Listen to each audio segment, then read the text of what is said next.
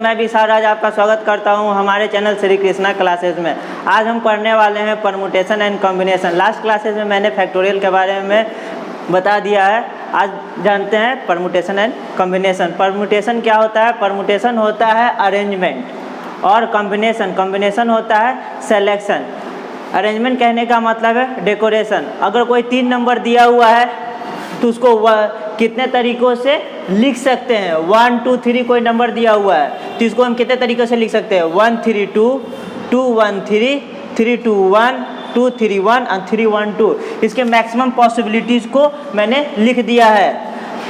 Permutation में कोई भी मैक्सिमम पॉसिबिलिटी और उसके अरेंजमेंट को हम लोग लिखते हैं। और सेलेक्शन में हो गया, कोई नंबर दिया हुआ है उसमें से सेलेक्ट करना, यही कॉम्बिनेशन कहलाता है। परमुटेशन में कुछ रूल्स होते हैं, इस रूल्स को हम बाद में जानेंगे। आइए परमुटेशन के पहले हम जान लेते हैं इसके अरेंजमेंट को। L1 L2 L3 कोई दिया हुआ है, इसको हम कितने तरीक़ों से अरेंज कर सकते हैं। L1 L2 L3 L1 L3 L2 और L2 L1 L3, और इसी को हम उलट देंगे। L3 L2 L1 L2 L3 L1 यहाँ पे लिखा हुआ है, L3 L1 L2 यहाँ पे लिखा हुआ है। आइए हम बताते हैं कुछ न्यू कॉन्सेप्ट। अगर कोई 3 नंबर दिया हुआ हो, उस तीनों का अरेंजमेंट करना हो तो आप डायरेक्टली लिख सकते हैं 3 का फैक्टोरियल। अगर कोई n नंबर दिया हुआ हो और उस टोटल को अरेंज करना हो तो उसको हम लिख सकते हैं n का फैक्टोरियल। अगर 10 नंबर दिया हुआ हो और उस 10 नंबर को अरेंज करना हो तो हम उसको लिख सकते हैं 10 का फैक्टोरियल। अगर कहे कि इसमें 1 2 3 तो कोई 3 डिजिट का नंबर दिया हुआ हो और इसमें से सिर्फ 2 का ही अरेंजमेंट करना हो तो हम इसको लिख सकते हैं, टोटल नंबर कितना है 3P, एक नोटेशन है, और कितना का अरेंजमेंट करना है 2। इसको इस तरह से लिख सकते हैं। इसका हम फार्मूला यहाँ पे हम लिख चुके हैं। देखिए इसका फार्मूला हम यहाँ पे लिख चुके हैं, NPR which is equal to n का factorial divided by n minus r का फैक्टोरियल।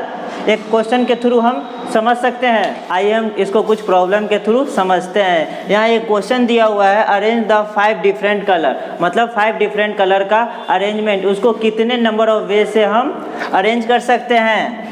इसके लिए हम क्या कर सकते हैं, 5 डिफरेंट कलर को 5 टोटल कलर्स का अरेंजमेंट करना है तो उसके लिए हम क्या कर सकते हैं, टोटल नंबर ऑफ कलर्स कितना है 5, इनमें से कितने का अरेंजमेंट करना है 5 का, तो हम इसको लिख सकते हैं 5 का फैक्टोरियल, या इसको हम फार्मूला पर भी लिख सकते हैं 5 का factorial divided by n minus r का फैक्टोरियल। n हमारा कितना है 5, r कितना दिया हुआ है 5, और इसका फैक्टोरियल 5 माइनस 5 0, मतलब 5 का फैक्टोरियल डिवाइडेड बाई 0 का फैक्टोरियल। 0 का फैक्टोरियल यहाँ पर 1 होता है, इसलिए आंसर इज 5 का फैक्टोरियल। 5 का factorial which is equal to 120।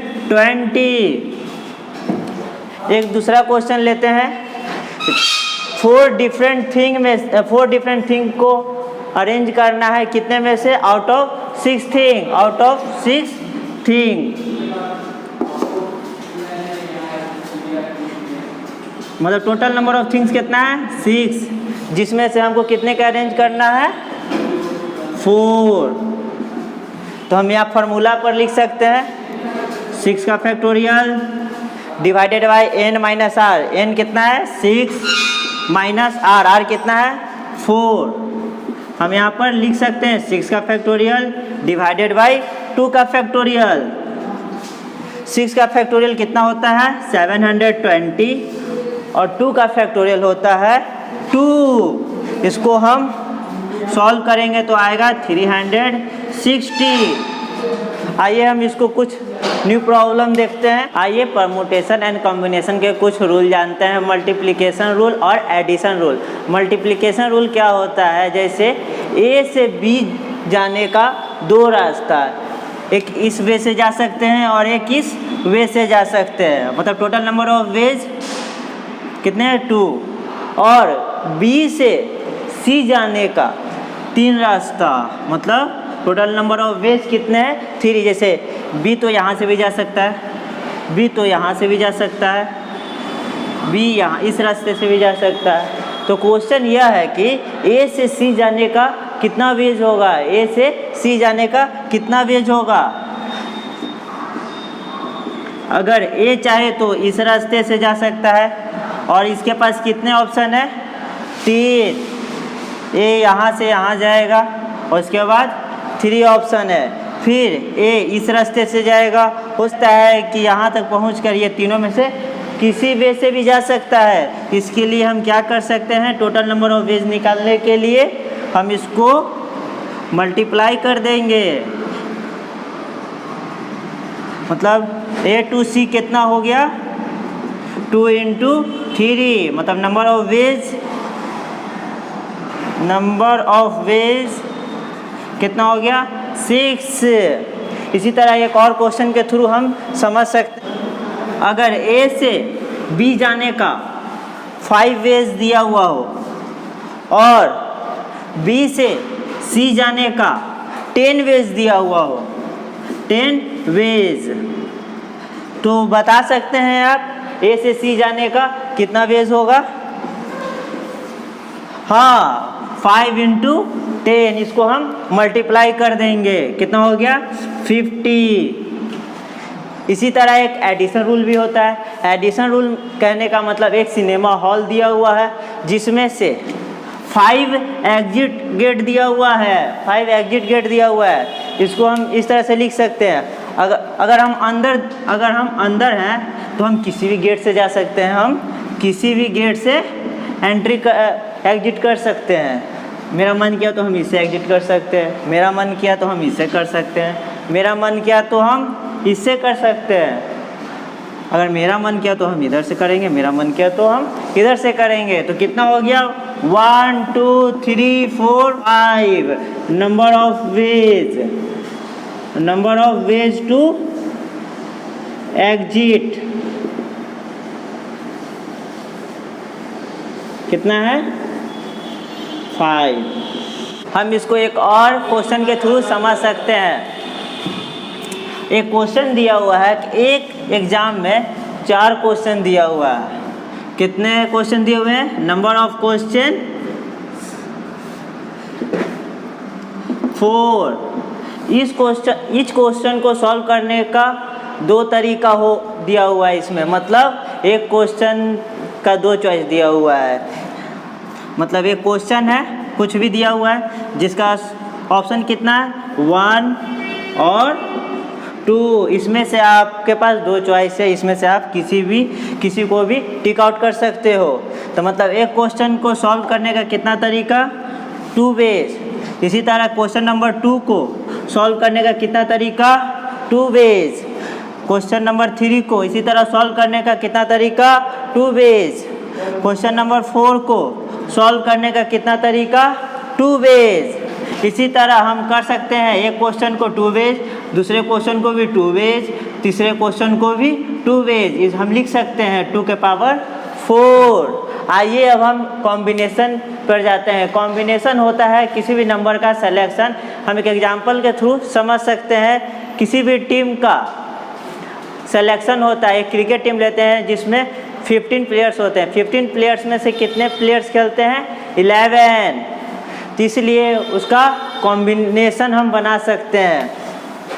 वहाँ पे हम परमुटेशन का यूज़ नहीं करेंगे। क्यों? क्योंकि वहाँ पे हम सिलेक्शन कर रहे हैं। इसलिए टोटल नंबर ऑफ प्लेयर कितने हैं? 15। और इसमें से कितने का सेलेक्ट करना है? 11। यहाँ पे C एक दिया हुआ है नोटेशन। ऊपर वाले पार्ट को अपर सफिक्स कहते हैं और नीचे वाले पार्ट को लोअर सफिक्स। इस नोटेशन को आप बाइनोमियल में भी देखे होंगे। आइए बताते हैं ये क्या होता है। आइए कॉम्बिनेशन को हम कुछ एग्जाम्पल के थ्रू समझते हैं। कॉम्बिनेशन में एक पहले तो हम इसके पहले एक फार्मूला जान लेते हैं जो कि होता है NCR। NCR बराबर लिख सकते हैं n का फैक्टोरियल डिवाइडेड बाई r का factorial into n minus r का फैक्टोरियल। इसको सॉल्व हम कर सकते हैं कि एग्जाम्पल के थ्रू 5c2 5 का फैक्टोरियल r का फैक्टोरियल, यहाँ दिया हुआ है कितना r 2, तो 2 का फैक्टोरियल लिखेंगे। यहाँ पे दिया हुआ है फार्मूला में n माइनस r का फैक्टोरियल, मतलब 5 माइनस 2 कितना होता है 3 का फैक्टोरियल। इसको सॉल्व करने का कुछ ट्रिक भी हम सीख सकते हैं। जैसे 10c2 दिया हुआ है तो हम इसको घटाते हुए 2 नंबर लिख सकते हैं, 10 इंटू 9 और नीचे 2 है तो यहाँ 2 का फैक्टोरियल। 9c3 दिया हुआ है तो हम इसको 3 टाइम्स घटाएंगे एक एक करके, 9 फिर एक सब्ट्रैक्ट किए 8, फिर इसमें से एक सब्ट्रैक्ट किए 7, और जो नीचे दिया हुआ है 3 का फैक्टोरियल, जो नीचे दिया हुआ है 3 इसका हम फैक्टोरियल लिख सकते हैं। 3 का फैक्टोरियल, 3 का फैक्टोरियल क्या होता है 6, 9 इंटू 8 इंटू 7 बाई 6। आइए इसमें से हम एक और क्वेश्चन कर लेते हैं। अगर 11c3 दिया हुआ है इसका मतलब हुआ कोई 11 थिंग है जिसमें से हमको कितने का सिलेक्शन करना है 3 थिंग्स का सिलेक्शन करना है, जिसको हम फार्मूला के थ्रू भी लिख सकते हैं। पहले फार्मूला के थ्रू लिख लेते हैं, 11 का factorial in divided by r का फैक्टोरियल, यहाँ पे r कितना दिया हुआ है 3, तो 3 का फैक्टोरियल।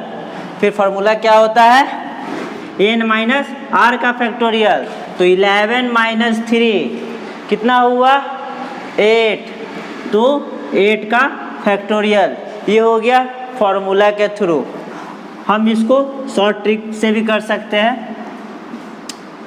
11 जो दिया हुआ यहाँ पे 11 इंटू 10 इंटू 9 कहाँ तक ले जाएंगे, जितना नीचे दिया हुआ है। अगर 3 दिया हुआ है तो 3 बार एक एक करके घटाएंगे, 11 में से 1 घटाए तो 10, 10 में से 1 घटाए तो 9, और जो नीचे यहाँ दिया हुआ है इसका फैक्टोरियल, इसको आप आसानी से सॉल्व कर सकते हैं। एक प्रॉपर्टी को देखते हैं क्या होता है। अगर NCR दिया हुआ हो, NCR दिया हुआ हो तो आप n माइनस r भी लिख सकते हैं। मतलब अगर 11c 9 दिया हुआ हो तो आप इसको 11c n minus r 11 minus 9, 11 minus 9 कितना होता है तो 2, ये दोनों इक्वल आएंगे। दोस्तों आई होप ये वीडियो आपको ज़रूर पसंद आया होगा। इसमें से जो भी ट्रिक बताए वो आपके क्वेश्चन में हेल्पफुल होगा। अगर ये वीडियो पसंद आया हो तो अपने दोस्तों के बीच शेयर और लाइक करें और कोरोना से सेफ रहें। Thank you.